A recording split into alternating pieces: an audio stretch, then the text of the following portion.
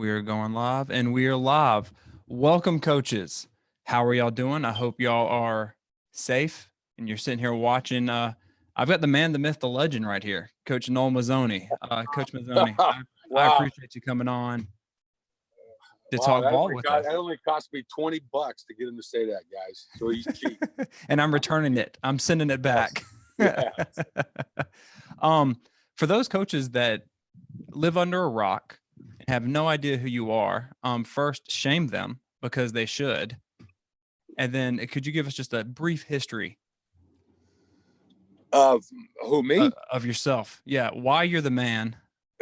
I don't know Why if we I'm can- the man, but well, after the whole college deal, actually, I've been, numerous schools, coached in the SEC, the Big Ten, the Pac-12, all over. Spent 4 years with the Jets, and actually, what kind of turned my career around a little bit was I left Ole Miss and went to the Jets for 4 years, and then I was still under contract for a year when they let us go.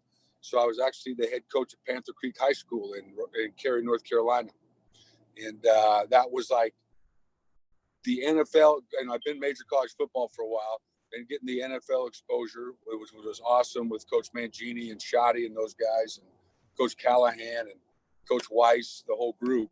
And then to go to right from there to step into high school, it made me really appreciate and understand how important the high school football coach is to us and to the game of football, to our youth, to basically, I think, to the fabric of our society, because what the work that they do and the circumstances they have to do it under, with sometimes lack of support, not a lot of pay, lining your own fields, not having equipment. Just every year you're changing personnel, different players. And then what you're teaching those kids really made me appreciate the game that much more. And that's kind of when I started to develop the system that I run now. Is basically we developed it through the high school system, and then took it to ASU, UCLA, Texas A&M, and now the University of Arizona. I do think 8 out of the last 10 or 9 out of the last 10 years, we've always had a top 25 total offensive team in the country. Yes. And so that gives you the Reader's Digest version.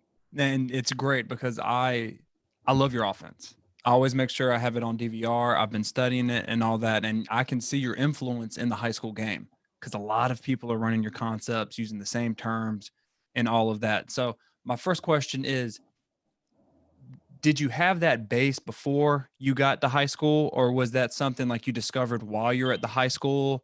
Like, what created that type of offense? Basically, I grew up in the triple digit offense system. Don Coryell. I'm throwing some names that 99% of your listeners probably don't remember these guys, but I'm old. No, they do. Right?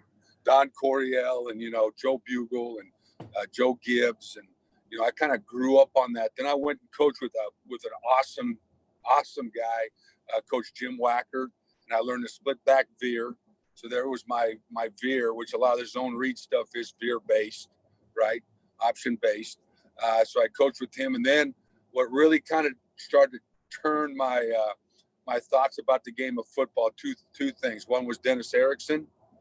When I had a chance to go visit with him, he was at the University of Miami. And then I had a chance to work for him at ASU.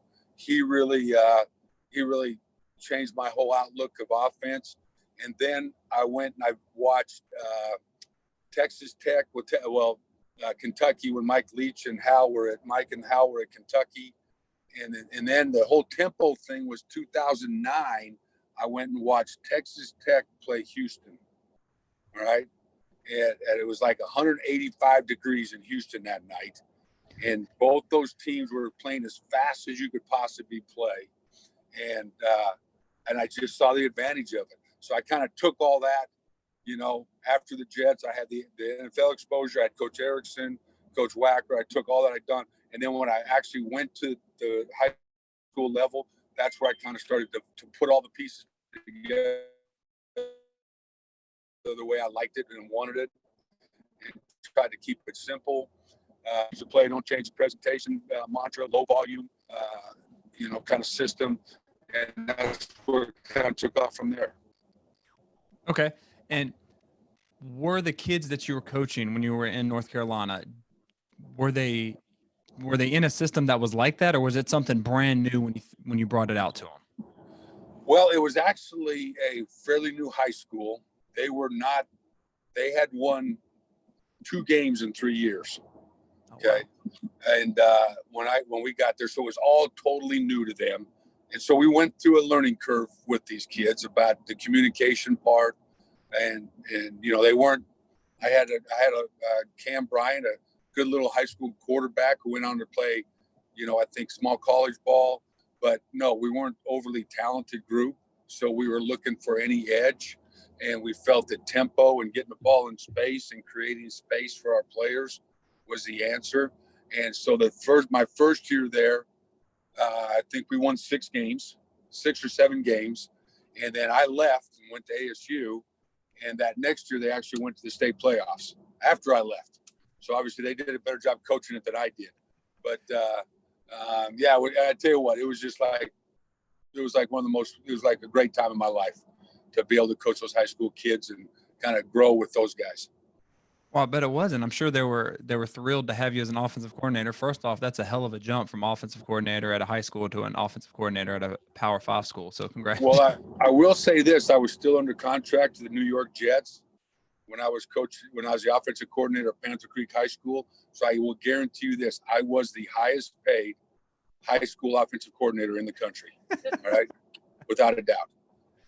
Oh, that's great. And coaches, welcome. We have coaches tuning in right now, Coach. If you're just tuning in, this is Coach Noel Mazzone. He is the creator of the End Zone offense. I am putting all of his stuff in the chat right now. It'll also be in the replay when they come back and watch this, Coach. If you have any questions, guys, go ahead and ask them in the comments. I will ask Coach when they come through. For you, though, you're a big inside zone guy. Yeah, tight zone, yes. Were you always a big inside zone guy, or was there a switch that happened? Like, what's the history with that? No, always a big. I learned back in the 80s. Tight zone, inside zone, outside zone, stretch, and then OT counter. From actually who we studied was the Washington Redskins, back with John Riggins and Joe Theismann, and Joe Bugle was the guy then, and bucket steps and tracks and all that kind of. So that's what I learned first, right? So that's kind of in my core right there. So I've always liked the tight zone. And then when I kind of moved into the zone read world, it was very similar. It is very similar. All right. But we wanted to be a spread team, and we didn't, there's a couple of things that I have to, I keep reminding myself of that are kind of my philosophy.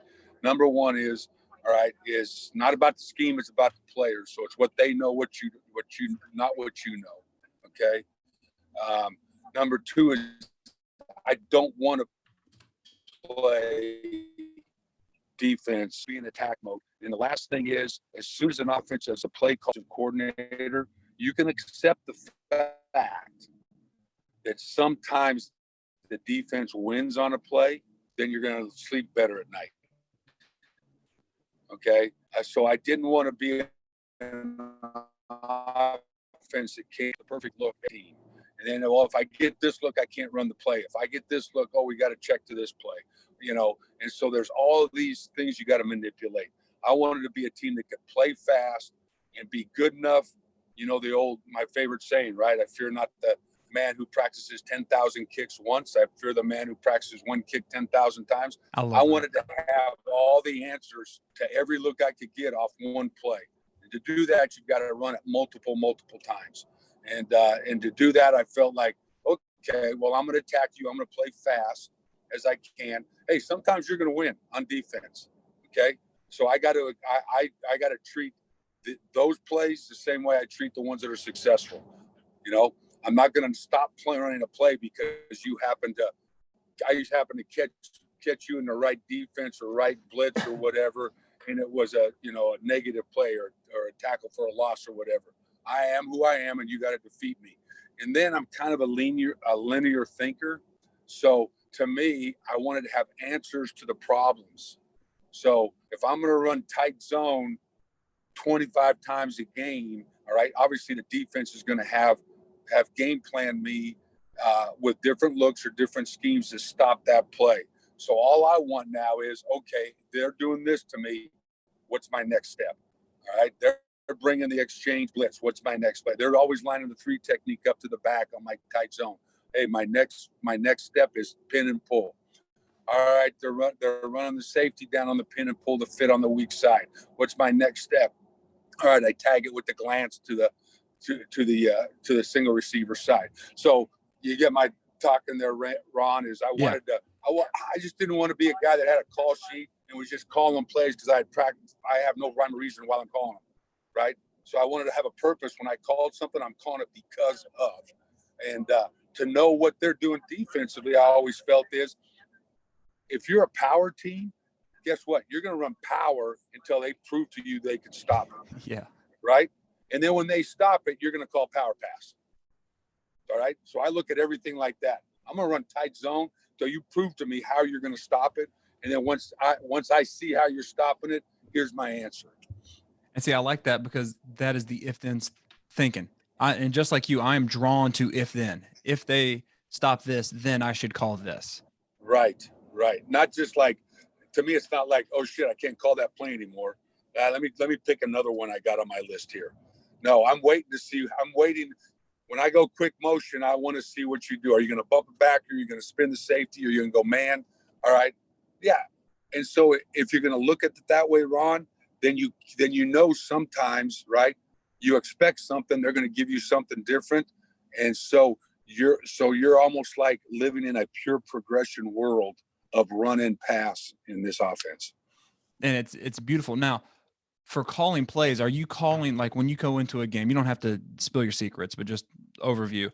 Do you go in with like a script of 20 plays, or do you have one play and then you call the next play based on what the defense did to stop the original play? Okay, so good question. All right, so this is what I always go back and forth. All right, because we're always worried about the hardest thing is volume. Okay, and if you're, I'm not saying that a volume offense is not. I mean, there's a lot of great offenses that are volume offenses. We just happen not to be one. Okay, and so as you go in there, the hardest thing is for me is like not to watch the Kansas City Chiefs or the Philadelphia Eagles on Sunday and not show up Monday at the office and want to add 6 plays, right? That I have no idea why they called it, but it just looked pretty cool on TV, right? Yes. Or what the situation they were calling it in, or how they got to it, or whatever. So that's what I fight the most of getting too much out of my comfort zone.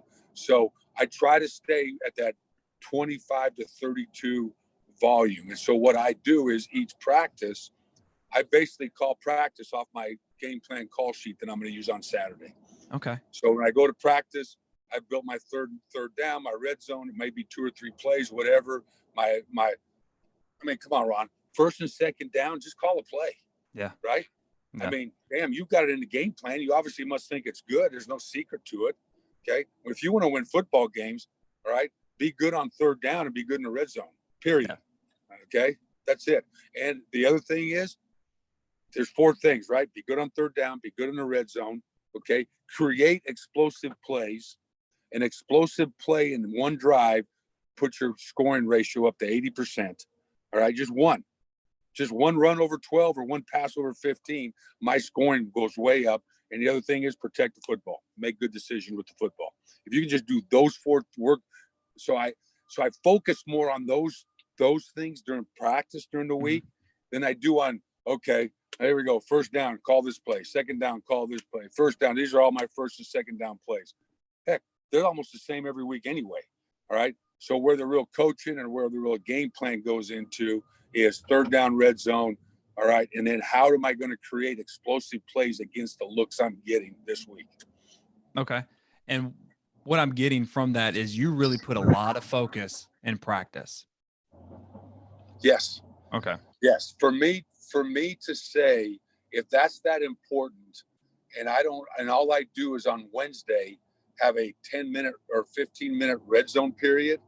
That's all I give to that red zone. but I'm going to win or lose a game off of what I do in the red zone is not very smart in my book, right? Or if I want to stay on the field, you better be good on third and medium. And guess what? You better be good on third and short. And for me to have, oh, here's our short yardage period. All right, here we go. Let's run these 6 plays. Okay, we're done. All right.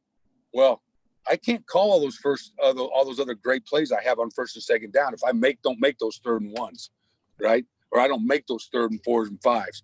So my kids have to understand that, and they have to understand that during practice. All right. And if you just kind of give it a little bit of, here at the end of practice, or look at, let's hit third and short here, and let's call these 4 plays, and then let's move on to something else that's more fun. All right. Then you're doing it. To me, you're not making it important to your players. I love that. Now, how often do you do you have Mondays or third and short, Tuesdays or third and medium? Okay. So day one. All right. Obviously day one is the meat and potatoes, your first and second, that's the majority, but it's your two, to me, it's my 2 top third and medium and my top third and 1 play. Okay. All right. And then it's also my top 2. All right. Not my high red zone, but my low red zone plays, not goal line, but low, like 15, 12, 10 yard line. So those things are going to be in day one. So it's going to be, if there was 25 plays, let's say I had on my call sheet, so there's going to be 18 of them are going to be, all right, in my first and second down, my screen, my play action, all that. But there's also going to be my third and medium, third and short, and my low red zone plays are going to be practiced that day. And they get practiced every day. Okay. And then Tuesday, I add more of the third down. I add more of the red zone. And then Wednesday, now I'm really in the third down red zone world more because I've had 2 good days of first and second down. All right. Does that make sense? That does. That makes perfect sense. And I like how you're hitting it. So your players are doing it every single day. Every day. Yeah. And they know how important it is because you're putting that much stress on doing that. And you like me, babe. And the other thing is to me, if you don't think it's important, excuse me, I'm getting out of the car and going to the house. That's fine. That's fine. If everybody's glad that you're done driving and you're safe now. I wasn't driving, so I don't. There you go, guys. He wasn't driving. He wasn't driving. No. So I know this. If the players don't think you think it's important, it ain't gonna be important to them. Okay. I know that for a fact. And so when you come out, you have to make it. It's got to be like, all right, guys, here we are. Here's the situation. This is what we're working on. This is the looks we're going to get. So our walkthrough period, obviously, that day, we're always going to walk through it so they know what to expect. So when we get to practice, all right, guys, we're 3rd and 1 to 2. Okay. Here's going to be my first call of the game. And guess what? I'm going to call that play the first 3rd and 1 of the game. Hey, it's 3rd and 5. Hey, guys, this is the first play we're calling on 3rd and 5. All right. And so my guys know game day, 1st, 3rd, and 5, they already know what play's coming. All right. And they already know the 3 top. They already know the 3 plays in the game plan and what to expect. So you got to talk through all that, and you got to make them aware of it instead of like, I really want my players to know not only the how, but I want them to know the why. That's huge. That is huge. And the coach just said in the chat, Eli, that's a good why strategy part that the kids need to know. Yes. That's awesome. All right. So for me, you were known for a couple of things. Inside zone, which we already talked about, the pin and pull. Were you always a big pin and pull guy, or did you stumble upon that? Because I love that play, and I credit you every time someone asks me about it. I say I got that straight from Noel Mazzone. Okay, so I'll give you a quick history of it. So I'm at Ole Miss, and this has got to be 95, 96. I had a running back named Deuce McAllister. Okay. Right, who wasn't a bad running back. No, he wasn't. From South Carolina. No, he's from Mississippi. Oh, who am I thinking of then? You're thinking of the one who went to South Carolina. Yes, I am. Yeah, of course. Because I'm stupid. Please forgive me for interrupting. Go ahead. Yeah. So we put the play back then. We were under center, 2 tights. We did all that kind of stuff. And so we put the pin and pull play in from an I formation, jab step, pin and pull. So it was based, and what it was how I kind of started on it was that we were going to be a tight zone team. Okay. So what hurts tight zone is when the defense starts to attack gaps, right? So they start to get into those those four eyes or those tight threes, or they get the nose in the gap, and they start, and that's how they used to coach it back then on defense, is they would try to split the zone double team. They'd split the zone, right? So they would just get vertical and try to get your offensive line on different levels in the tight zone scheme. Mm-hmm. So that's how everybody was doing it. So to combat that, our answer to that when they start doing that to us is, okay, well, we want to go to a man scheme. All right. Well, the man scheme then evolved into pin and pull. So now you're getting that tight three, or the wide three. I'm sorry, the wide three to just shoot the beat gap. All right. Now let's pin him and let's pull the guard. Okay. So we're getting all these guts and folds and things like that. So that's kind of what evolved to. Then when I started with the zone read back in 09, 010 or 10, all right. So in the zone read, the first thing I started to see on defense was the defensive putting the 3 and the 5 to the back. All right. And now spiking it and running exchange for the quarterback. So that's always a problem in us zone read guys, right? Mm-hmm. Is how do you deal with the backside, right? How do you deal with the end? How do you deal with the backside backer? Because they're not stupid on defense, right? They spike the end and they exchange the backer for the quarterback, and then they twist the other side. So, I mean, I'm pretty limited, right? My back if he's on the right, my run's got to go to the left. Yeah. So that's where now it became what we do now in the pin and pull game was when we started to get the big 3 and 5 to the back. I don't like running tight zone or zone read with the 3 and the 5 to the back because it forces the ball play side, right? The zone read play, the yards come from the backside A, B, and C gap, not the play side A, B, and C gap. So then they put the 3 and the 5 there, and they cut down those gaps for me. So then it was, okay, if they're going to do that, the bubble's away from the back. Now we're going to pin and pull. Okay. So we would zone the 3, right? Still read the end, but now we would fold and shade to the wheel backer and run our pin and pull. Then I was running the draw stick back then in like 2010. And so I was thinking sometimes we folded the draw stick where we throw the stick, they get, the Mike backer cheats the box, let's throw the stick, he's outside, run, hand the draw off, right? The original RPO. Yeah. Okay. Yeah. All right. And as I was running that, I was going, well, you know what? We can do the same thing with our pin and pull, but now instead of making it the end, let's make it the backer, the conflict player. So let's base the 3 and the 5 and read the backside backer. And if he fits the run, let's throw a slant in there. Okay. So that's kind of the evolution of the whole pin and pull RPO, tempo play came from. I love it. And I tell people when we ran it, it was both our number one run and our number one pass. Oh yeah. I don't even call, hey Ron, I don't even call quit game anymore. What do you do? I throw an RPO because here's where it always thought was, all right. So like I said, I want to attack on offense. I don't want to play defense, right? So I'm up there and I call pin and pull, or I call any kind of man scheme with 5 blockers, and there's 6 guys in the box, like a draw or anything. What? Oh, let's check it to quick game, right? Because it's 1 free. Okay, they've outnumbered us in the box or whatever, or I got drawn, they've outnumbered us in the box. Okay, check this to quick protection, throw the quick game. All right. So instead of doing that, that's when we started with the RPO stuff.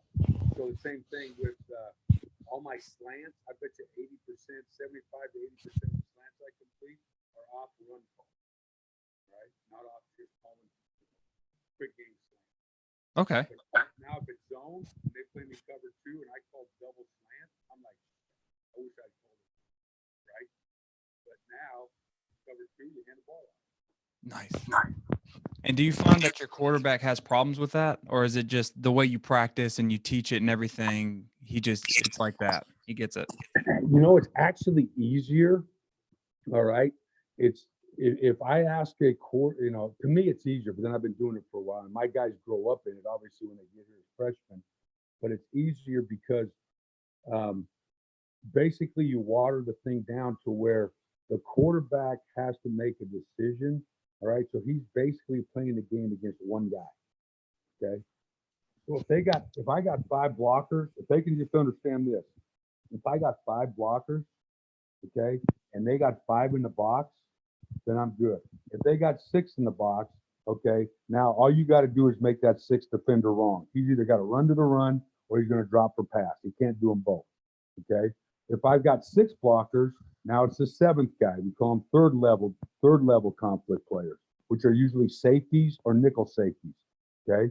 So I got enough to block the 4-2 looks, but if they start to add that 7th guy, all right, now I go to the third level conflict read. But it's really in his thinking, he's always playing the game. I just tell him, hey, you're playing the game off of one guy. You got to be right more than he's right. I love it. I love it. And I use the same thing you do because I steal from the best. So you got inside zone, pin and pull. Another thing that you're huge on is the snag. Yes. Why is the snag your baby and not like any other passing concept like stick or mesh or 4 verts or anything like that? You are known as the snag guru. I will tell you exactly why.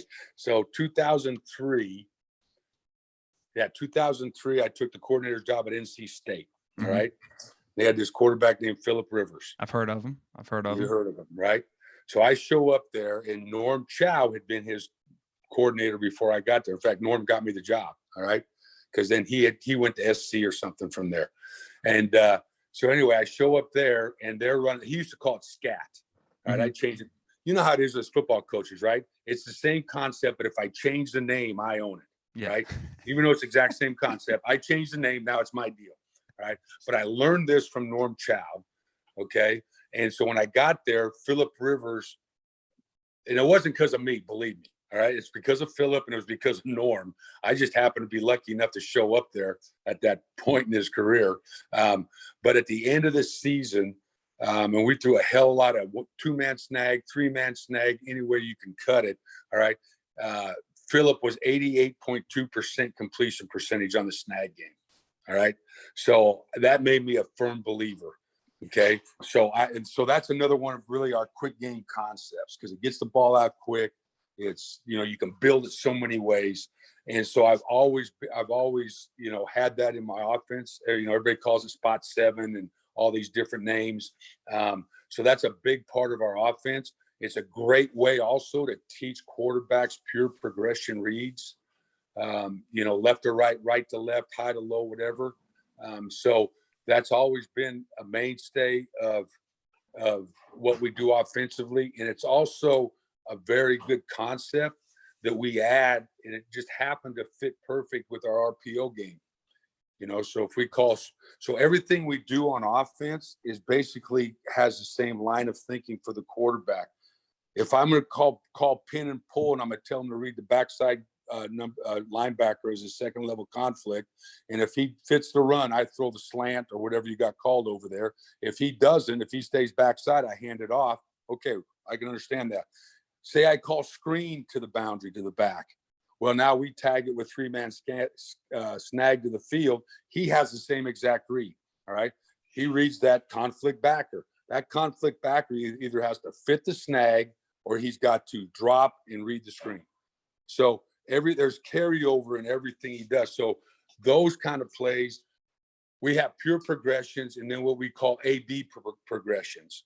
In other words, an RPO is basically an A/B progression. It's A or it's B off of one guy. So that's how it kind of fit into what we're doing. Okay. And for high school, do you find it better to be in more of an A/B type deal, or do you think they should do more progression? I think they should have both in high school, but here's what I do think is how you like too many times. I wish I had, if I was on a computer, I could. Well, the guys are listening, not watching anyway. Yes. I could kind of show you how I coach my guys with concept, with footwork, protection, hots, alerts, wide vision, narrow vision, all that kind of. It sounds like a lot, but it's not. But is got to give your quarterback a starting point, right? You got to have them. You got to give them a plan. So first of all, why do we have this concept in? What's the strengths and weaknesses of this concept? First, coverage, okay, and then and I heard this. I heard this a long time ago. I'm really showing my age here, but I listened. I was happened to be sitting in the same room when Joe Montana was talking to some guys, and he said the key to being a great quarterback is to be able to eliminate all the bullshit. All right. So what you need to do is find out who's important on defense to this play. Okay. So I go by the adage, the more you see, the less you see. So that's why we say we take a wide vision for a pre-snap, and then we narrow vision guys. So maybe it's the nickel Sam, or maybe it's the Mike, maybe it's the Will, maybe you narrow vision a corner, maybe you narrow vision they gotta have their eyes somewhere. So so I think it's important, like when I put concepts in, I want to start with, okay, I'm going to teach you a pure. What I mean by pure means I don't care what the coverage is. Okay. This is pure. This is pure left to right, right to left, high to low, however. Okay.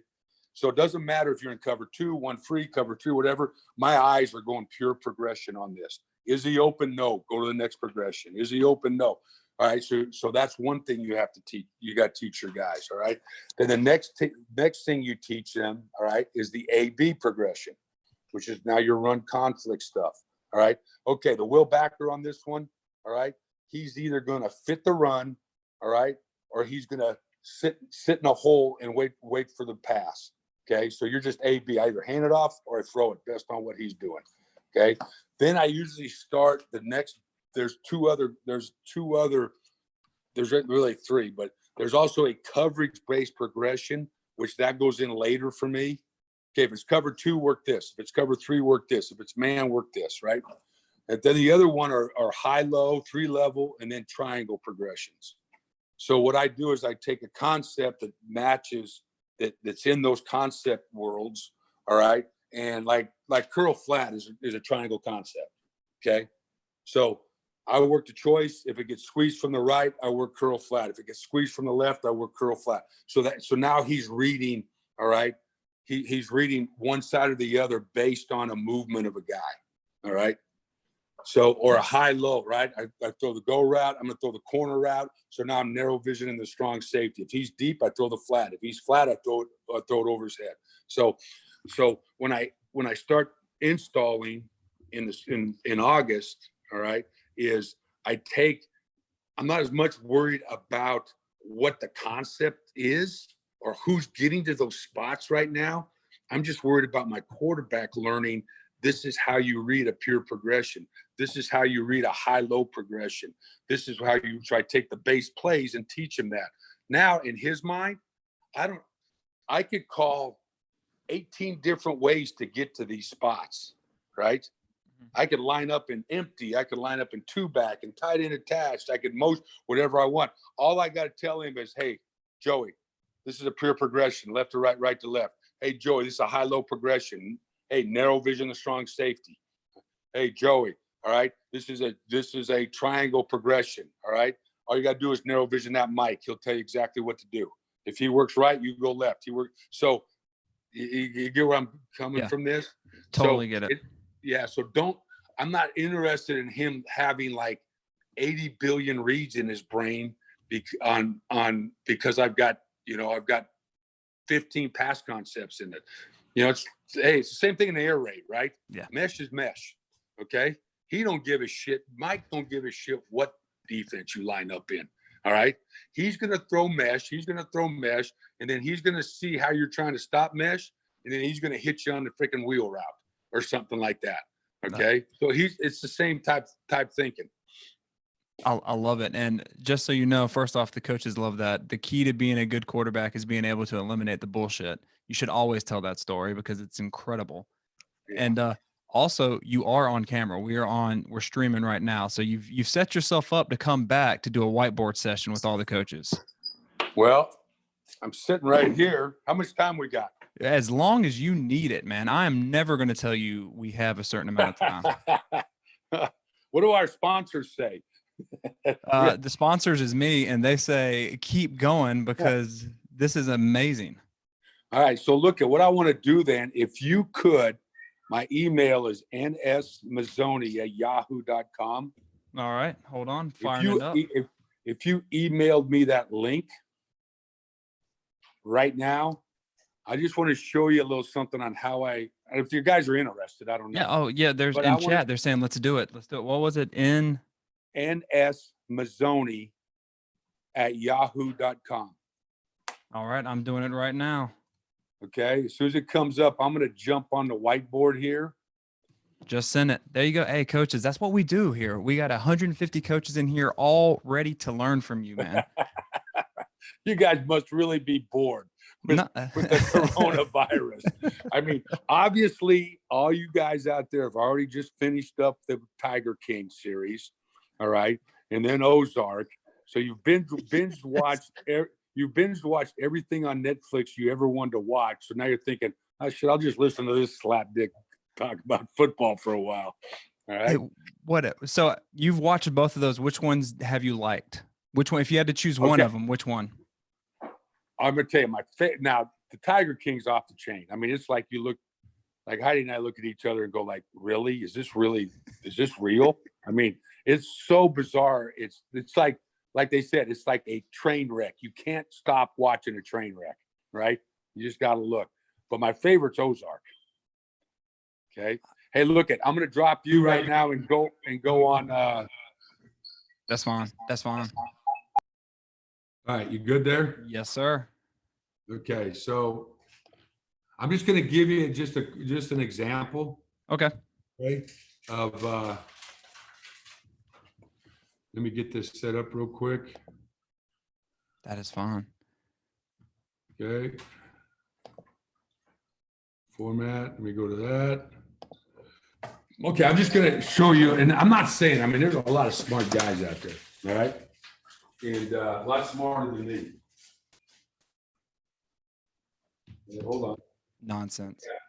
I got coaches texting me saying, you suck with this phone deal. You pointed at the ceiling, you're pointing it all over the place, all right? So this is just something I learned in the last probably 4 or 5 years.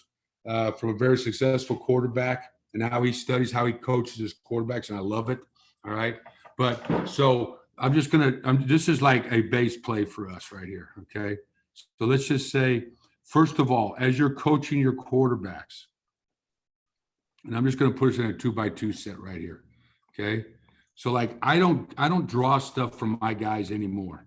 All right. I require them to I give them a spiral notebook, and I want them to draw. Okay. And what I want them to do is when they draw something, I want them to be as detailed as they possibly can. Okay. So, and I want them, if they don't draw good circles, I'll make them practice drawing circles, and drawing all this stuff. All right. Because every time you do it, you're learning.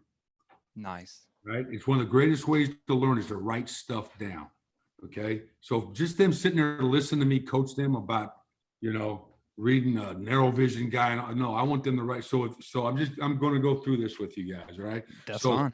I'm going to say, hey guys, all right, here we are. All right. And we're going to talk about this concept right here.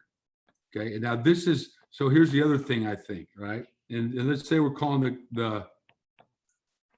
so like in my system, all cars are 3-step drop, 6-man protection. All gas stations are free release, snag game. So anyway, so this is just a 6-man protection deal.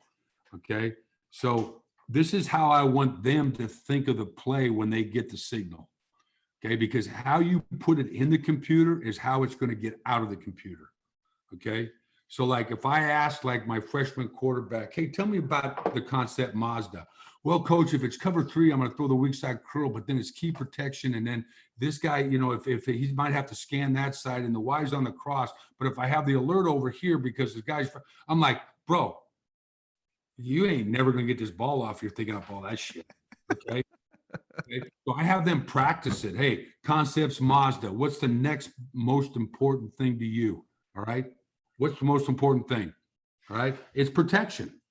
Okay. So it's protection In us, it's called key protection. So he's got to know it's key swing. Okay. Let me get this thing better. Okay.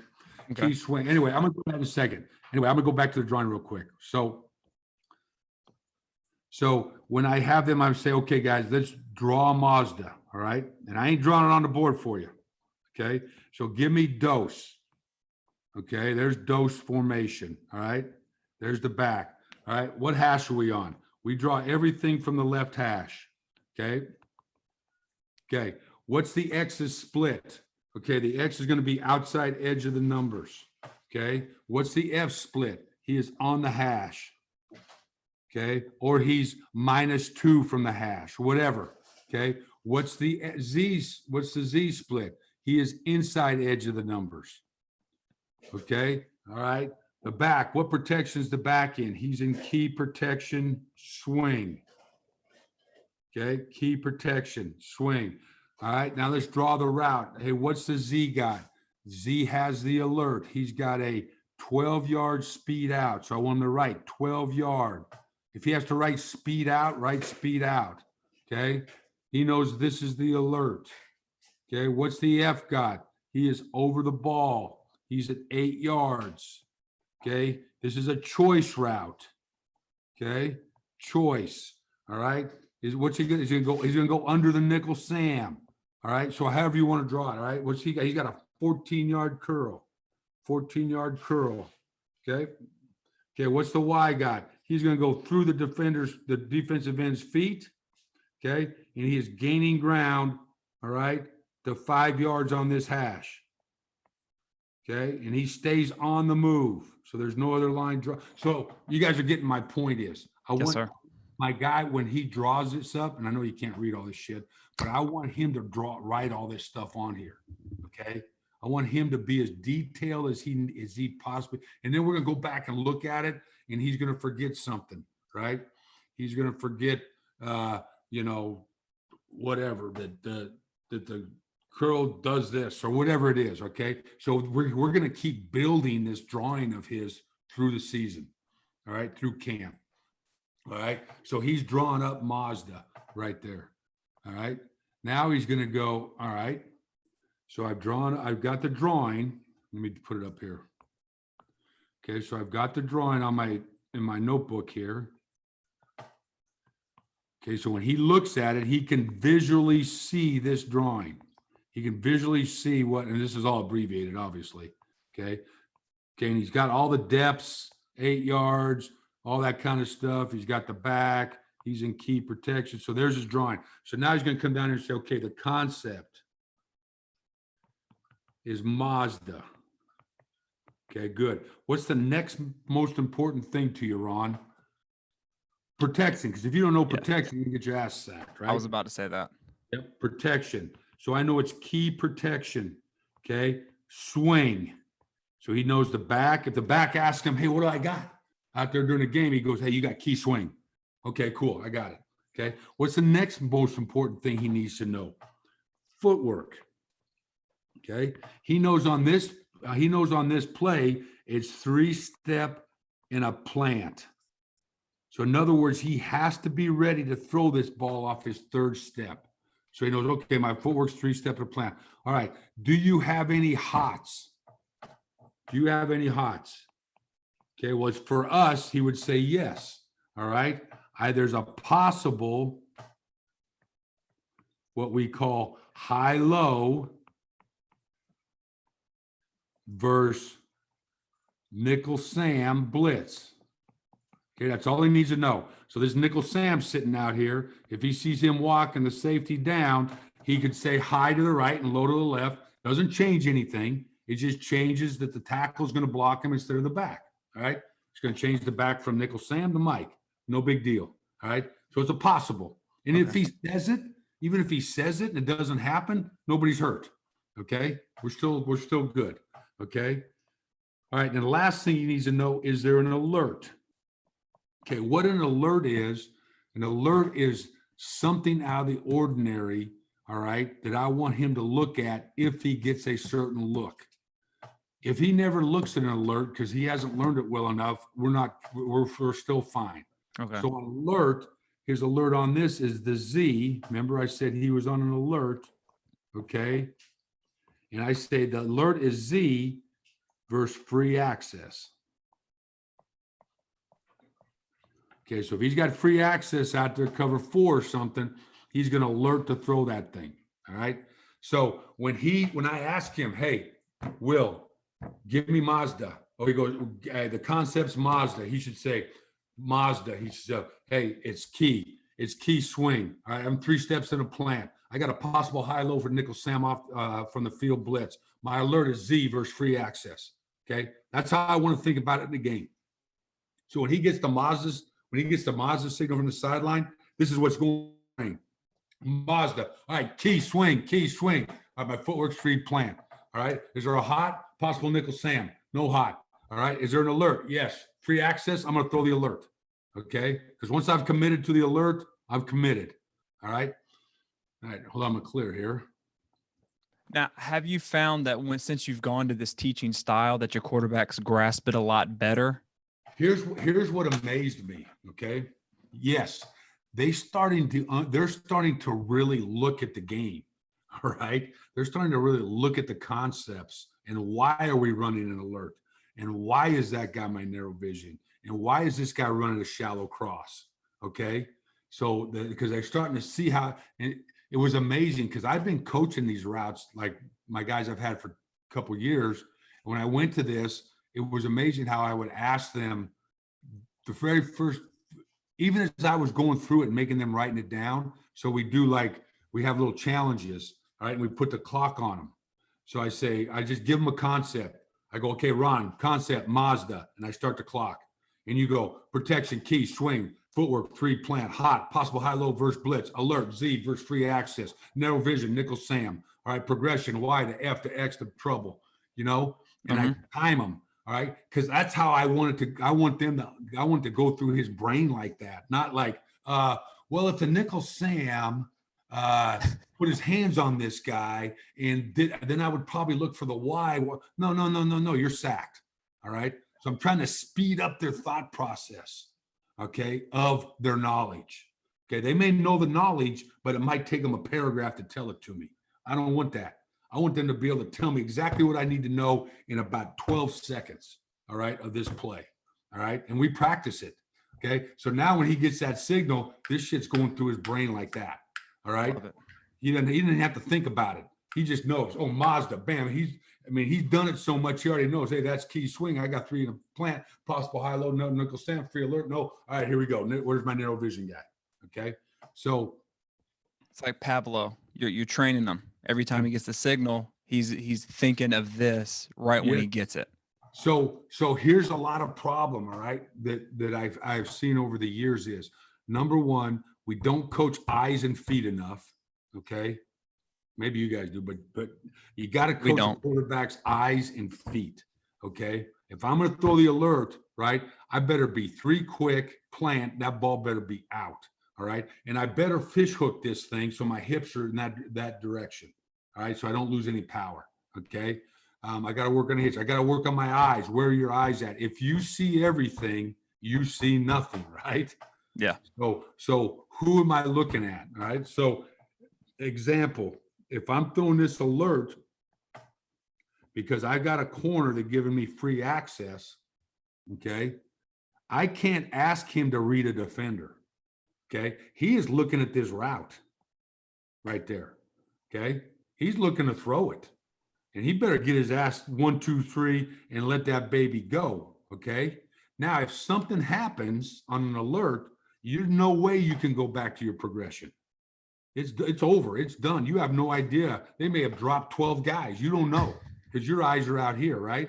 So anytime he goes to an alert, okay, you've got to give him a B throw. That's the A. There's the B. Okay. There's the B. Okay. Your back is always trouble. Okay. So when his feet start to get fast in the pocket, he's in trouble. All right.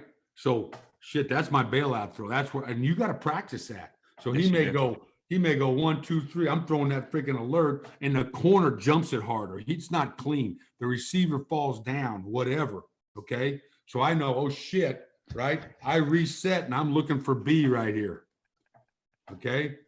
I'm going A, B. If that's not there, all bets are off. All right. Your feet are starting to get fast in here. You're looking for that back over here. And if he ain't there, you run or you throw it out of bounds.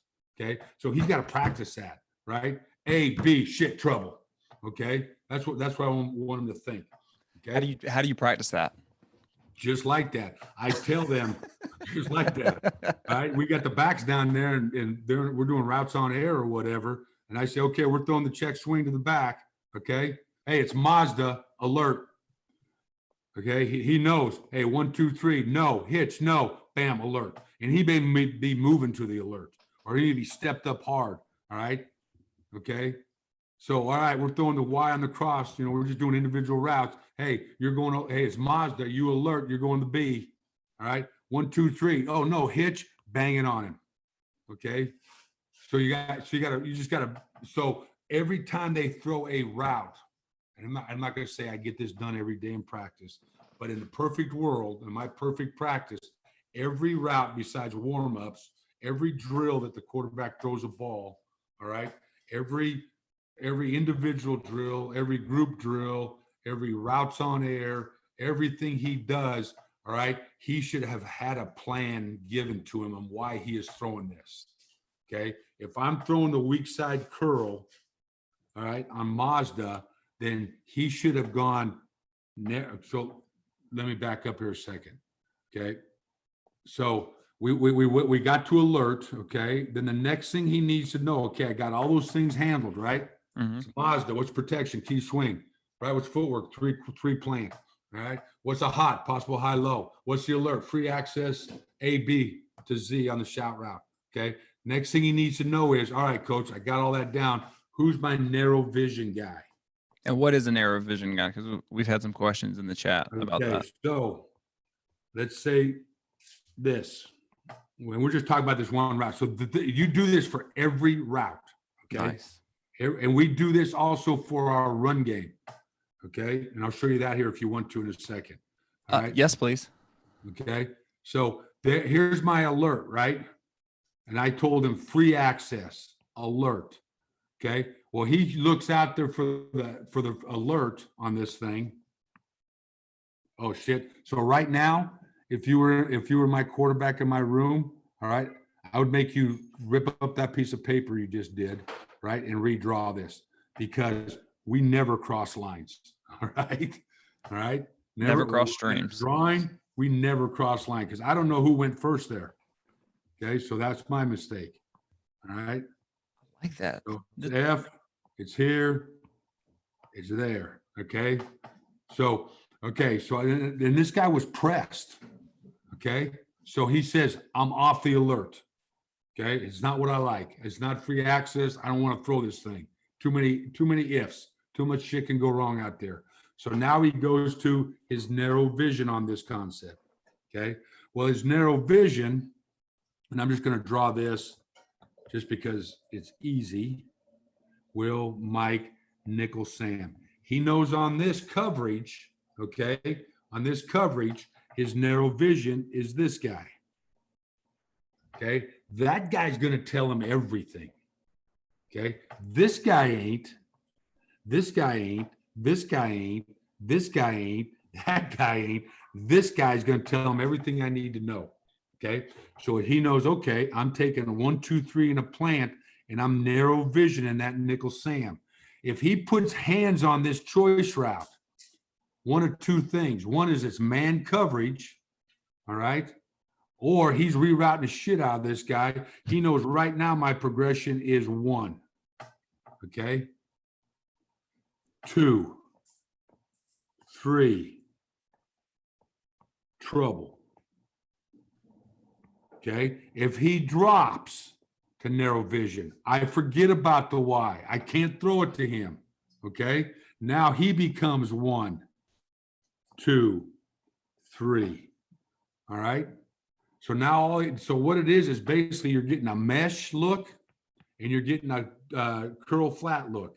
All right. So nickel Sam if he's up here and they've rolled the safety down to come, all right, there's this no vision guy. He should be saying hi. All right. Let's pick the blitz up. He's coming, right? I should be hitting that crossing route who the wheel's chasing. All right. So that's what a narrow vision guy is. Okay. That makes a lot of sense. Okay. So if you want to use this system, which I love, by the way, okay, because I walk down, I call my guy on the phone tonight and I say, hey, Grant, I got Mazda, Concepts Mazda. I want him right now to say, oh, the protection's key swing. Hey, my footwork's 3 plant. Hey, my hot is possible high load off the nickel Sam. Hey, my alert is, hey, free access on the Z.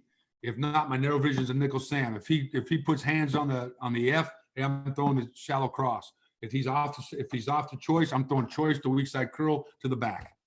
Okay, that's how I want him to think about that play. Okay, if I ask him the question. Okay, so then like in our RPO game, we do the same exact thing. So he knows this. And he draws it up, 5-step glance, 5-step glance, control route. We're running tight zone. Okay, so he knows concept. I'm just going to call it Charlie. Okay. Is Charlie. What's his footwork? What's his protection? All right. His protection is his scheme. So he just changes that word from protection to scheme. He says tight zone. Okay. What's his footwork? Tight zone footwork. Okay. What's his hot?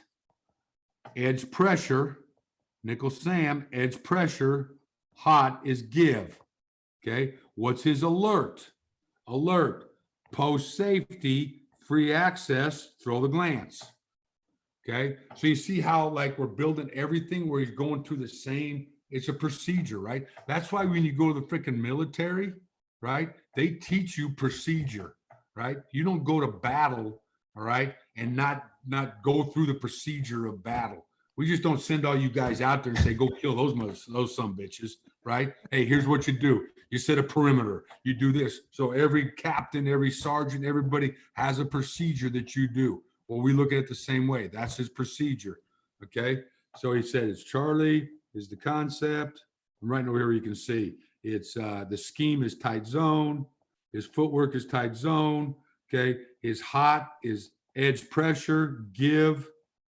Okay. His alert is free access, glance, first post safety. So he's writing all this stuff down. All right. So now what is his narrow vision? Okay. His narrow vision on this is the 3rd level conflict. Okay. Which could be free, strong, nickel. Okay. And I'll show you why that is. Okay. So if I draw this play up, and I don't really care what scheme you're running in here. It could be a man scheme. It could be whatever. I don't care. Let the O-line figure that shit out. All right. Okay. But I know this, and I'm just going to draw an even front just because it's easy to explain. But it's true for 3 down. Okay. All right. So if they're sitting like this and they're just playing a base defense. Okay. Okay. So he knows, well, I got 6. So there's 6 blocked right here. Okay.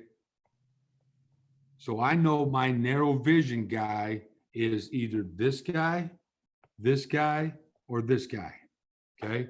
Those are the only 3 guys that can fit the box. Okay. I'm running a glance here and a glance there.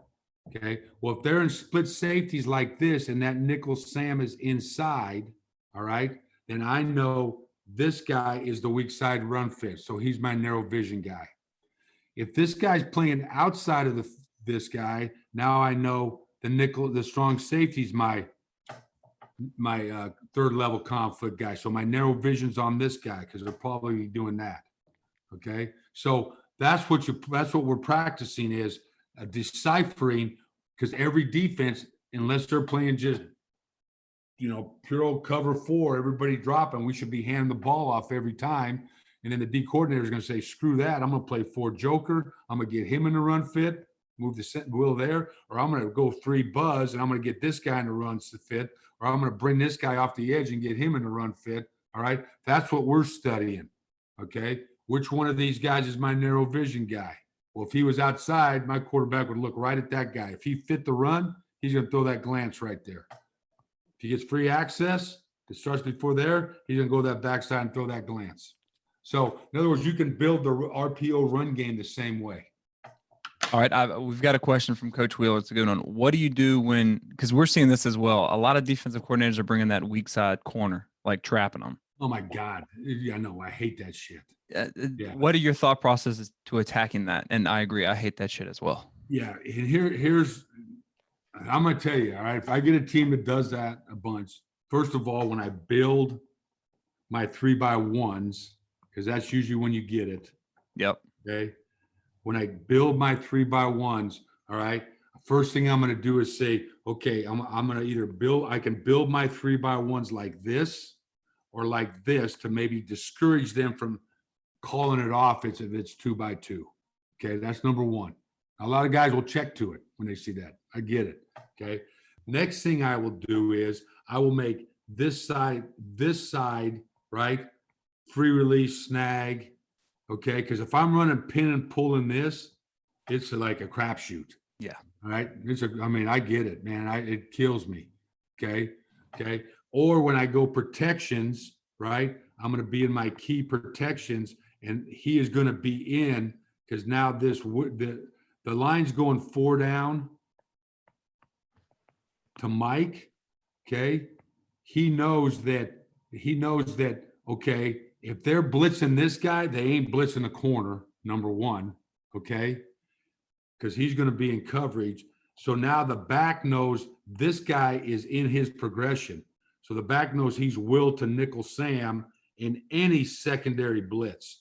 So I'm going to pick it up with my key protection that way. All right. On my pass protection. And then my first thought though is this.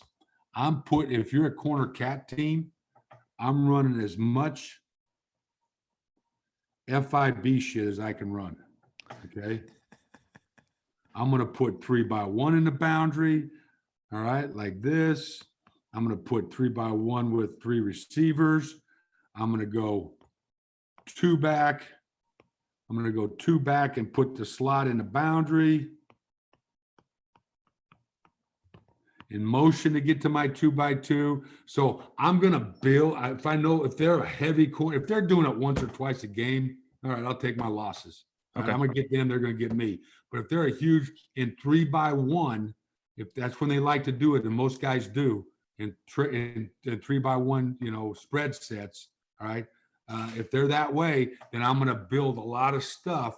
All right. Where I don't give them 3x1 into the boundary, or I build the 3x1 in the boundary, or I do this to you into the boundary. Okay. So, yeah, that's a great question. It's like one of those things you have to have a plan for and know by down and distance when they like to bring it. Because I'm going to tell you, I've been through that whole world of, all right, well, you got to see the safety move over the X, and the X has to adjust to a corner cat, hot, and the guard's pulling, he's got to see it. And hey, that's all clinic bullshit. All right. Because number one, because then you're yelling at, the receiver's going to point it out, cat, right? When he sees it. Guess what? Those damn receivers, then they're calling out cat when it's post safety cover 3 because he's press because they don't know.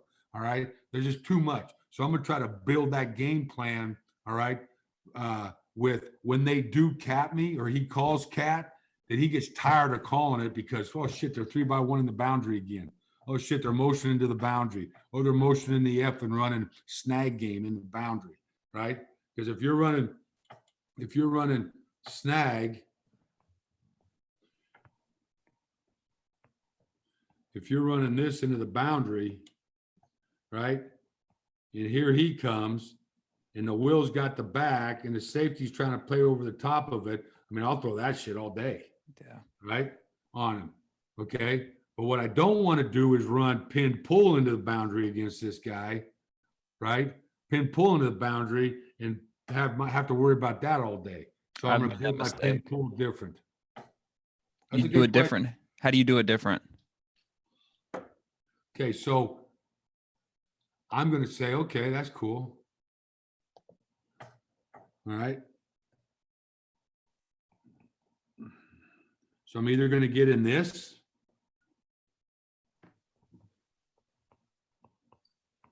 And if they were a big team, I'm going to go fast motion, run my glance to the field right there. There's my conflict guy. Okay. They ain't going to corner cat me to that. Right. And now I'm going to go pin pull, and I'm going to read him as the conflict guy. So with this motion, what are they doing? All right. Number one, they've called off the corner cat. So Yes. now I don't have to worry about it when I'm calling my pin pull to the boundary. Because I don't see very many guys. I mean, I've seen it like once every billion years where they're going to corner cat past a slot. Okay. Because now they got to have two guys out there. All right. And if their decision on this is, all right, okay, well, I got corner cat called. Let's check at the quarters. All right, check at the quarters. But with this motion, now they got to spin the safety, and I read my conflict. I'm going to throw that. If he does that, I'm going to throw that conflict in behind this guy every time. All right, that glance route. So you get my just, right? Yeah. So, Yeah, I do.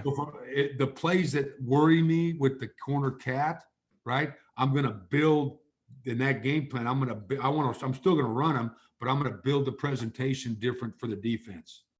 Okay. I like that. Yeah. This guy's doing the same thing. He don't give a shit. The quarterback, he knows, oh shit, it's AB, right? If he fits the run, I throw A. If he does that, I hand it off to B. You know, I mean, it's the same deal to him.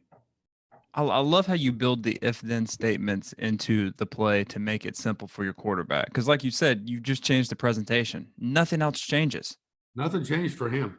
I could go F motion. I could go 3-by-1 in the boundary, run it this way, right? And now run my bubble with a slant back there. And he's still reading this backside conflict guy, AB. All right. So my question then is how do you limit all of these different type of motions and formations for your play call sheet? Because as coaches, we can come up with 1,000 of them for the game. Like what is your thought process on just eliminating to 25 to 30 plays? Okay, hold on a second. Okay. And while you're doing that, Coach Jacob says he's listened to you a couple of dozen times and pick up awesome nuggets every time. You are a great teacher of the game. I just wanted to pass that along. Thank you, Coach. All right.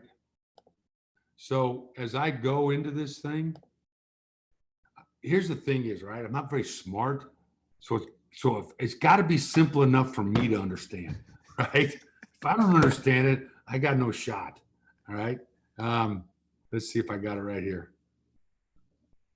Okay, I got it. Okay. So let me share this again. All right. Share screen. And Coach Williams says this makes up for missing Glacier Clinics this year. This is a great live. Thank you for watching, Coach. You're really smart ass, Coach. Okay. So this is a practice, right? I can't write on this right here. But so when I go to practice, this is what I'm calling practice from. Okay. Okay. Because I think I have to practice calling the plays. Yeah. I mean, I want stuff to hit my head, right? I want to do it all week. So when I come through Saturday, now this is just one practice. And so it's obviously not filled, but as I build this, okay. And it may be okay that I have a scripted third down blitz period. All right. The old line coach wants a scripted, and the running back coach. All right. So as you can see, this isn't finished, obviously, because we got cut short. I just pulled this off of week before we got told to go home and not come back. Right. But so you just say, okay, well, this is Monday's call sheet. All right. Well, here's the 6 runs. Okay. So if I want to run Omaha or our pin pull scheme, say it's Zona Bama. All right. Well, this is how I'm running it this week. All right. So this goes into my runs. All right. My ice and my fire is motion, hard count, motion, tempo. There's my one-word tempo plays. There's my here's what I don't think that I never did before, and I've really started doing this really helps is the first call of the drive. Okay. So that's damn important because I'm really pretty good when after I make that first down, because I kind of get some rhythm. My guys get some rhythm. I can get into my tempo game. I can do all the stuff I want to do. It's always that first down that bothers me. Okay. So I'm going to also have on here, all right, not only made first down, but under this runs when I get to Saturday, it'll be P and 10 calls. So here's the plays that I feel that all I need to do, I want to make 5 yards. I just want to get myself to second and 5, right? So I can now make another first down and kind of get this ball rolling. All right. So I'll have a P and 10 and a made first down call sheet, right? So that, okay, hey, too many times it was like, all right, here we go. Everybody up. Okay, we just got the ball. All right, they kicked off to us. All right, what do you guys want to run? Yeah. Shit, let's just call Zorro. All right. Well, no, let's I want to plan for the guys. Hey, look these are the plays that I'm going to start the drives off with. It may be a screen. It may be a jet sweep. It may be, whatever, a shot play, whatever. Okay. But these are drive starters to me. Okay. Things that I feel really good about, kind of like how I think a 2-minute. The first play of a drive is a drive starter. These are my drive starter plays. Right? I have my made first down play. So now I just made my first down. Bam, I'm tempoing you. All right. This is my tempo I'm going to. All right. Okay. Made first down. I'm going jet sweep. All right. So but the key to me is I practice it that way all week. So my players know that. Okay. First down. I'm going FIB trio in the boundary, and I'm freaking taking a shot, or I'm running pin and pull, whatever it is. Okay. So then it's always the pass, and you just kind of your all sheet down the snag, quick game, and all that. And then over here, like I told you before, is if this was a Monday practice, there would be a play on 3rd and short scripted on here, and there'd be 2 plays on 3rd and medium. There'd be 2 plays on low red zone and probably 1 play on mid red zone. Okay, so those are the plays that are going to get on that day. Team, all kind of stuff. Okay, so these are the plays I'm going to call.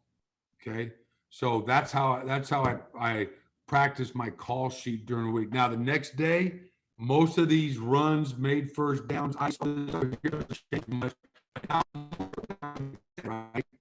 Okay. Now 3rd and long, maybe another 3rd and short, maybe another 3rd and medium. Hey, maybe another red zone play. I'm building my call sheet through the week. Okay. At the end of the week, I really want this thing to be around 32 to 35 plays total on here. Okay. My screens, my play action, all that. I don't know what's on there now. So some of this, and believe me now, some of this stuff may be some of the stuff may be down here in quick game, but it shows up over here on 3rd and medium. Some of these runs that are over here in the gray may show up over here in mid red zone. So, it's not like there may be more than 35 plays typed on this thing, but that's because some of these plays show up in different sections. It's the same play.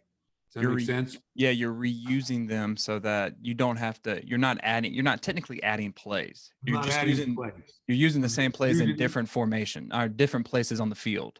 Right, because there's some 1st and 10 second. There's some normal down and distance calls that you're going to call on 3rd and medium, or that you're going to call in the low red zone, or that you're going to call in the high red zone. Right, there's still your 1st and 10 calls. You just got to practice them down there, right? You got to practice them at 3rd and medium. You got to practice them in the low red zone. Do you have this already filled out like Saturday or Sunday, or are you filling your call sheet like exactly what you're going to call Saturday and Sunday, or how does that work? This thing kind of morphs. So Monday, this thing will be done for Monday's walkthrough. Okay, so Monday's walkthrough, which would be your guys' Sunday walkthrough. So Monday practice, this thing will be pretty much filled out, and usually there's usually like 18, 20 plays on this thing on Monday. Okay. And then when it goes to Tuesday, a couple more get added. All right. And then, so by the time for me, by Thursday, it's done. Only thing that happens at Thursday is things come off. Nothing goes on. Okay. Hey, So how many do you take off?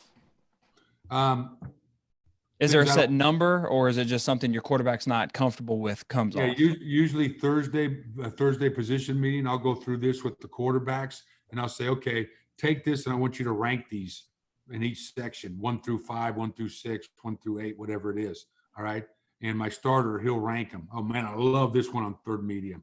I give that a 1. Oh shit, that second one you got there, coach, I'm giving that a 6. All right. The third one, man, I really get that one. That's a 2. All right. So then I'll cut out the ones that he don't like. Okay. The ones that hit that 6, 7, 8, because I ain't gonna call them. What do you do if he cuts a play that you love? Well, then I give him the old talk of like, hey, listen, son, I've been doing this 35 years. Okay. Believe me, this play's gonna work. And I call it anyway. All right. I love that.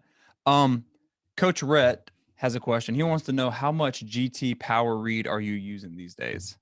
Okay, so that's Rhett. That's Coach Rhett from frickin' Louisiana. Yes, it is. The man Yeah, himself. how you doing, Rhett? He is the man.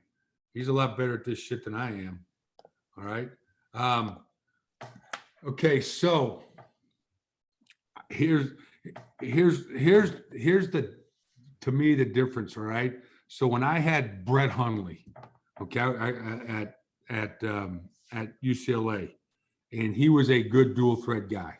Mm-hmm. So power read, zone read, quarterback draw, all the +1 runs.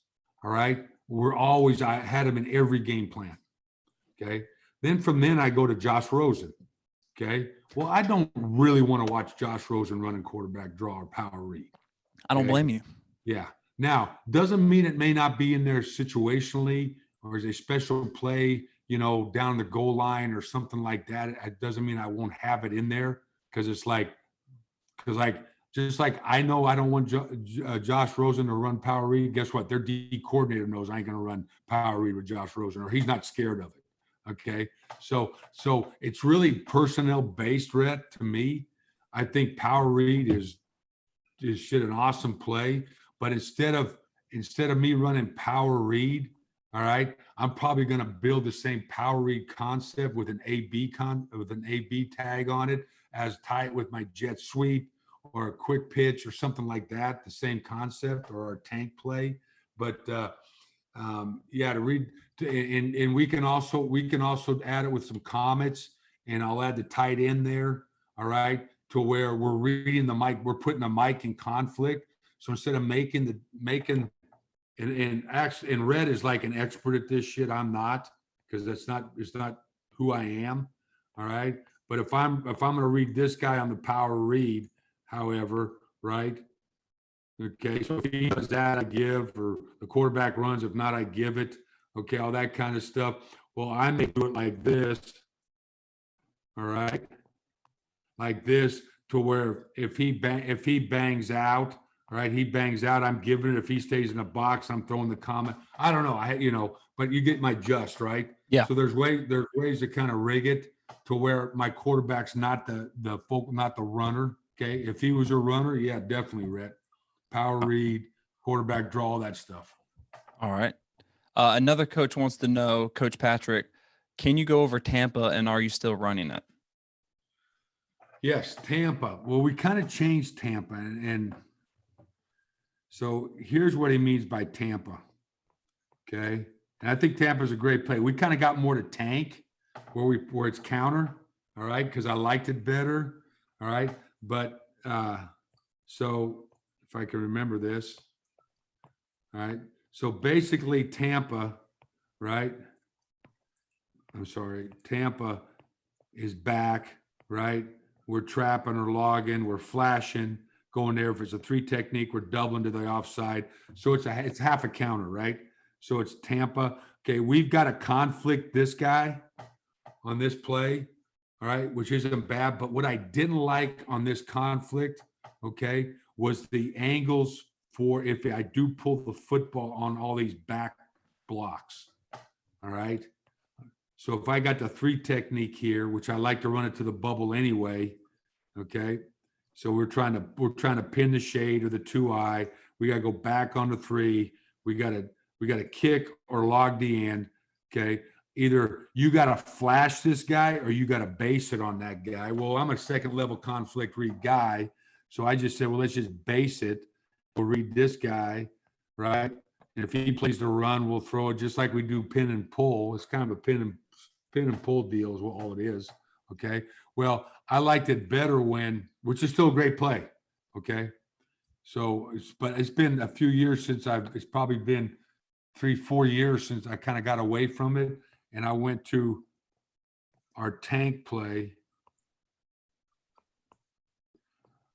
Okay. Where I'm pulling both and I'm making a first level conflict read. I like that. All right. So I am more clear on it.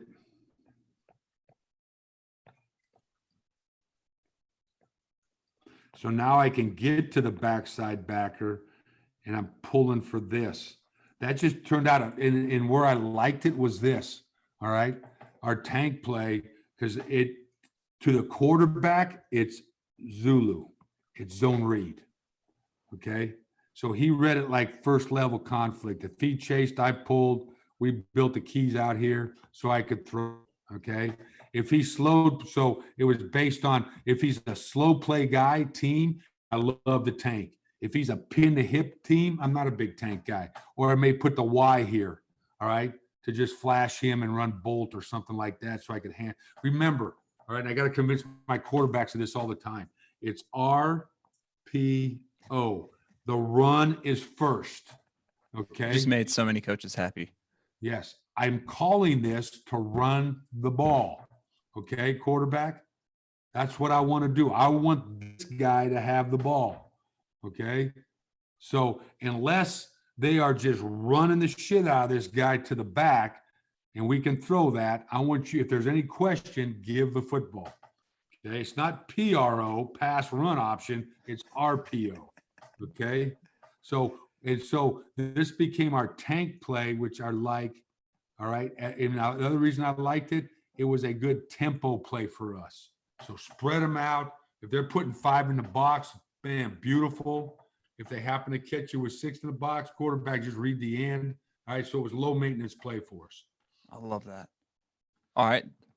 Now, how many runs are you putting into your offense? Like, I know you got inside zone. I know you've got pin and pull. Is there one more that you have, or do you use 2? Like, what's your thought process on that? Okay, so I think of it like this, right? I'm sorry. So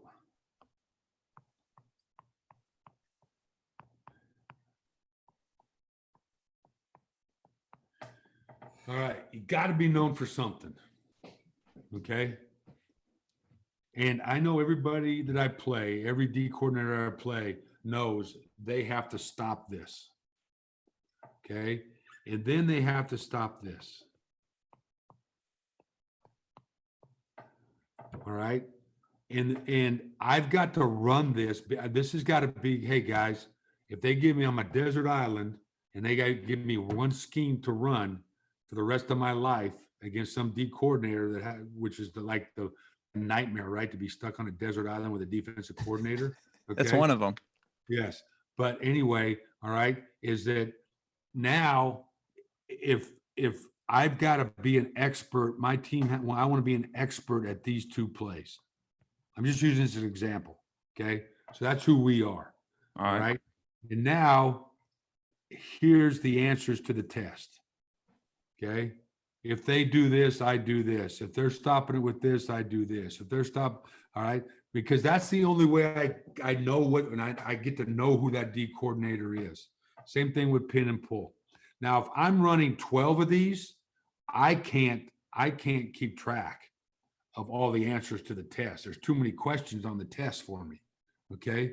But if there's 2 things that I'm good at, and it could be power, and I promise you, if you ask Rhett on his GT read and power read and all that, I promise you, he's got every freaking answer. If a defense does this, he knows exactly what he's doing next.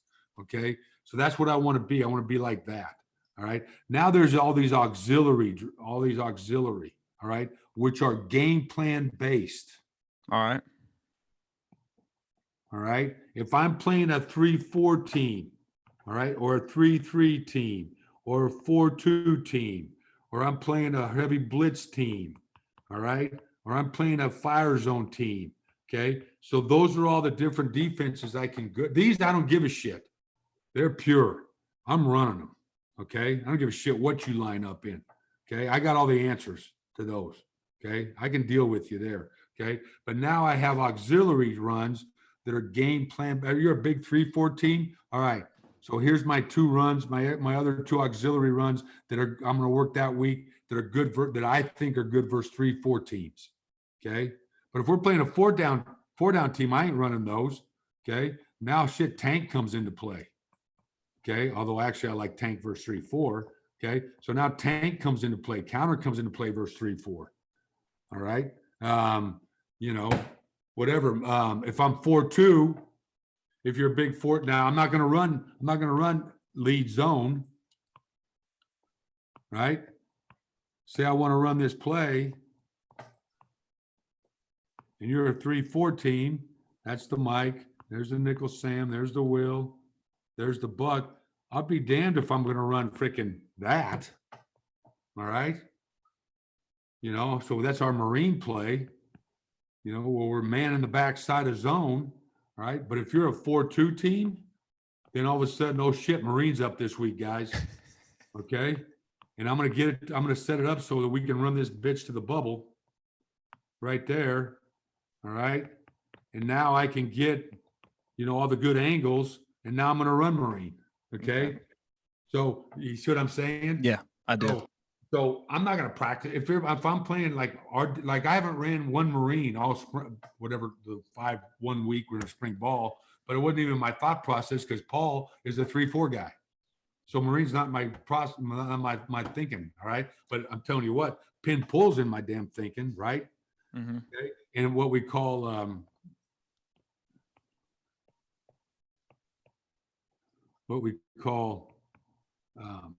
not boss. I can't remember the name right now, but where we're running.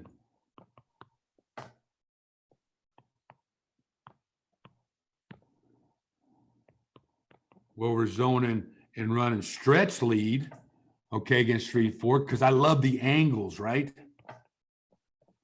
That's nice. You know, I like, you know, so that's in my 3-4 thinking where Marine would not be in my 3-4 thinking. So I guess my point in a roundabout way, I'm saying, yeah, this is who I am.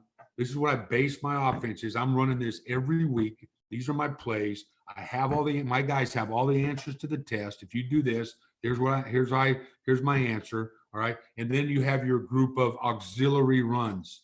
Okay. That are game plan defensive based runs. All right.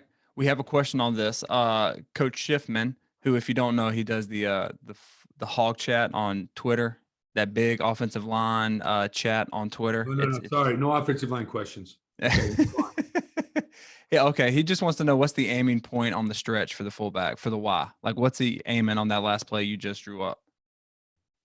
Okay. So however we run it, offset or pistol. Okay. So this is the other thing, right? So these are the game plan parts of the offense, right? We don't sit down and we used to do it back in the old days. All right, guys, this is an over team. Okay. We need these 5 schemes. Okay. And if they give us something different, we need to check to these runs. And then if they roll the safety down, you got to opposite this. All right. I mean, we don't live in that world. Okay. So what we're saying is, hey, these are our base runs. So if we get a 3-4 team, okay, a 3-4 team, okay, well, what led me into that is, okay, here's the other way is, okay, don't change the play, change the presentation, all right? So look at, all right, how does pistol fall into your game plan? All right, that's one of the big discussions every week.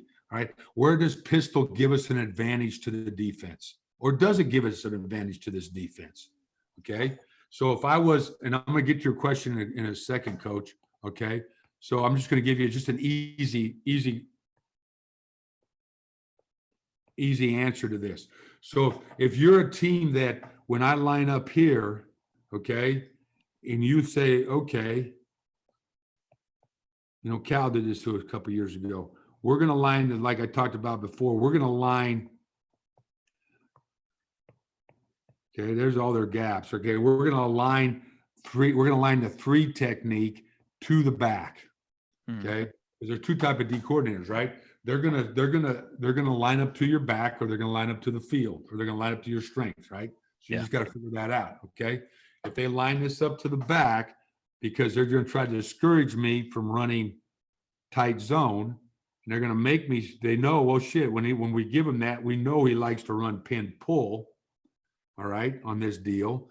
Okay, so now on the pin pull, I'm going to spike the end or whatever, you know, whatever we're going to do. So we're going to stop his run game with all that bullshit the defensive guys like to think of, right? Which is what tempo is for. So to run a lot of bullshit, run plays as fast as you can run them and get the ball out there. Okay? I love that. I love that. Thank you for saying that. Yeah. So anyway, so my question is this. So the game plan against these guys is, okay, look, we're still going to run tight zone, okay? But instead of running Zorro Zulu, let's run Izzo. Okay? So now we're going to come up, and if they set the over here, we're going to go ready, and we're going to run it this way. Okay, just an example, right? Okay, so now if I'm going to do that, then I got to build, right, another play out of this. Okay? So then I'm going to build my tank, let's say, out of this. Okay? Well, to do that, I got to, you know, so in other words, like it gets endless. So you just got to be careful. If I want pistol for this reason, all right, let me build a little pistol package in this game plan. Okay. So I don't know why I got off on that tangent there, but because there was a simple question, right? I was just showing where the pistol, I don't want to just be pistol. I want to run this play. That's fine, because you're telling us your why. You're giving us your thought process, and we love it. So if they're gonna play here, all right. Well, I know here's all the issues. Okay, if I'm running stretch this way, okay. Well, either I got to line the Y up here and block stretch. You know, you guys all see stretch, right? I got to block stretch, and the Y's got to line, and I got to handle that guy. Okay. Or, so like I'm going to try to build my formations, maybe in the boundary or whatever. Or if there are this is a 3-4 play.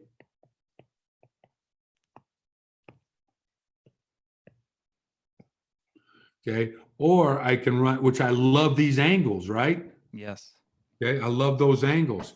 Okay. So then the next thing I worry about is this. Okay. Run through Mike, all that kind of stuff is this. So, so if I do this, now I got to get my center to him, which I can't do.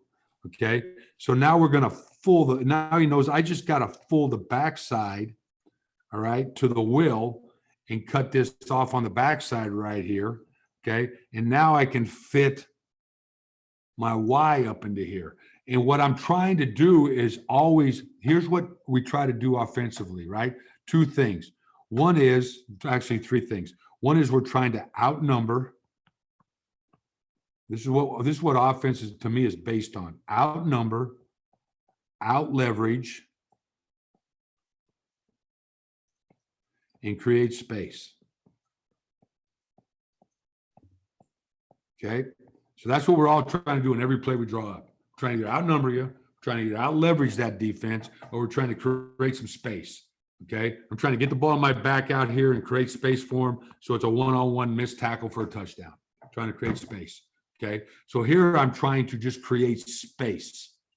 Okay, I'm not trying to outnumber you, right? I'm just trying to create space. So I'm trying to knock the 4 out. All right. So here I don't have to worry about any edge pressure. Okay, because I've got that handled right there. Okay, this lets me really sit heavy on that nose. Okay, so I want to cut the defense right here, and I'm trying to create this space in here. All right, so however this guy fits this block, my back has got space to run to. Oh, that's a nice play. That is not, and I like how you tie it into your other. So this is not just the only pistol play you have. If you go into the game plan wanting to run this, you have 3 or 4 little you're creating mini packages. Yes, yes. But what I don't, two things I don't want to do. All Okay. right. And I'm sorry, O-line coach. All right. Is I don't want the O-line to have too much to do. All right. And I don't want the quarterback to have too much to think about. Okay. So I want the O-line.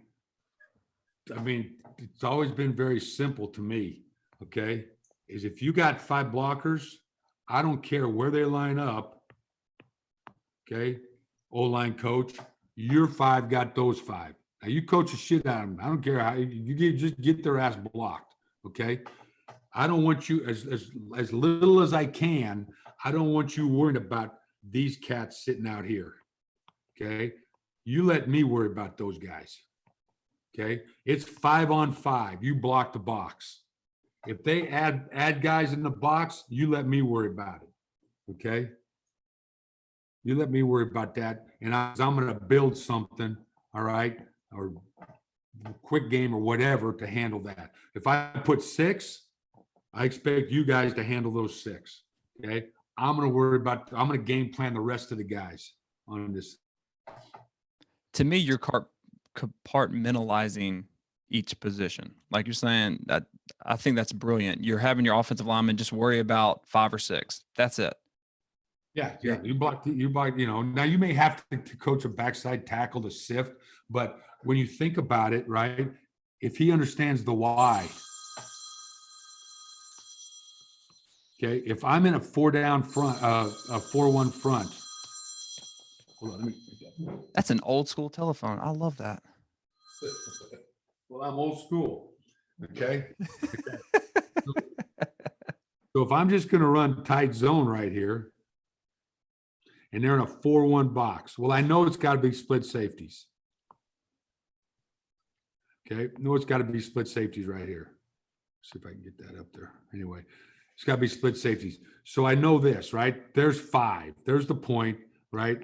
However you want to block this, it's 5-on-5. The quarterback knows, all right, I'm always responsible for the 6th guy.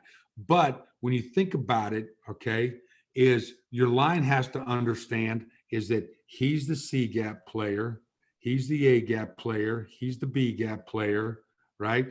He on the backside, he's the C gap player, right? He's the B gap player, okay? Or if they do this, right? So it is the more we can understand as a group right here that most defenses have gap integrity, okay? So that tackle, and then to me, it's easier for that tackle to understand, bro, you are protecting, okay? You are protecting the B gap, all right? Well, who's the first threat in this to the B gap to your side? Well, it's the end, all right? So you got to block the end. If they put a will backer in there, who's the threat to the B gap? It's the will, all right? You got to block the will, okay? Quarterback, you got the other guy. So if the will's out here, quarterback, you got him, tackle, you got him. If the will's in here, tackle, you got him, quarterback, you got him. So let me get out of this and start over here, okay? So I don't know if that made sense. No, it does. So what I'm looking for is, I don't know how I get this, there we go. Okay, so that's what the quarterback's thinking on this. Okay, so that's why the only thing you got to think about is this tackle. All right, the only thing we really coach him is you're a sift tackle. You sift the B gap. Okay, if he's playing the B, and if you sift it and this guy's playing out around you, shit, we're handing the ball off all day. You end up on the wheel. That's fine. Okay, our protections are built the same way. Line, you're 4 down to Mike. Okay, back you got the will. If I'm free releasing it, tackle, you're a sift tackle. That will runs through, you better block him and make the end sack the quarterback because somebody's got to be tackling him. So, and like you said earlier in this talk, that you have a lot of carryover between different things. So once they learn one thing, they technically learned the other. So once your line learns the sift, they kind of know the pass protection as well. Exactly. If your line knows how to block tight zone, I'm not talking about gap plays or man schemes. I'm just talking about zone plays. All right. And protection. if they know how to block Zorro Zulu or zone read, all right, they can block. They know how to ID and block everything we do in our offense. Protections, screens, everything. All right, because it's all about numbers. Yes, it is. Right? That's right. Coach, thank you so much for doing this. I don't want to take up too much time. I just have one more question. Okay, you made me go for an hour and 45 minutes. I'm just glad. Thank you for doing this. Seriously, this is, I shot my That was fun. That was I fun. shot my shot. You said yes. I danced around like a little schoolboy because I just love your offense and everything you do. We just had one more question about, are you a big empty run team or a big empty in general? Do you like empty? I'm gonna write this down. I'm at Yahoo. Okay. NS Mazzone at Yahoo. If you guys have questions, because obviously all we're doing is sitting around a damn house, and I've watched all the Netflix I can watch. But if you got a question or something, you need me to send you something. It's hard for me to send video here from my house, but I got call sheets and practice scripts and, game plans, shit. Like if you just want some info, because I really believe what I said, all right, is I think that the lifeblood of our game, which I think is the greatest game in the world, all right, because it teaches so many values to our youth. And I think the lifeblood to those values and to those guys and to this game is the high school coach and the junior high coach and the youth coach and you guys, because your job's hard. I get it. All right. And I've always felt if I ever want to give back, this game's given me a lot through the years, and I want to give back to the game as much as I can. And I truly respect and appreciate what you guys do for the game of football. And that's very said sincerely. So anything I can ever do to help you guys, I mean, I've been there. I've coached just about every level, coached some great players and coached those knuckleheads like you guys got to coach a lot. It always killed me when I went to high school. It's like, holy shit, this is what these guys have to do every day. I'm out there. I go out the first day of practice. I'm the offensive coordinator at a high school, and there's no hashes on the field, and there's no number boxes, there's no blue line. And I'm out there at 11 in the morning, damn, with a can of white spray paint, putting hashes on the field. So I know, and then I'm doing a red zone meeting. Right, I'm in a red zone meeting, and there's a knock on the door, and some kids, my starting quarterback's mom wants to take my kid to a damn dentist appointment. I'm going like, ma'am, I said, this is a red zone meeting, right? You can't go to a dentist appointment, all right? So I get what you guys go through. So anything I can do, I'll do. All right. I appreciate it. I put your email in the chat. I also put all of your stuff in there, coaches. It's amazing. Just do yourself a favor. Click on it. Get it. It is unbelievable. He goes in depth in everything. You got the end zone. You got his pin and pull, everything like that. This will also be in the description after this is over with. And I put a thumbnail and everything because this lives on YouTube. So, Coach, thank you so much, man. Well, thank you, guys. I appreciate you for letting me do this. I had a lot of fun. All right. And until next time, coaches, let's continue to master the spread, score points, and have fun. Y'all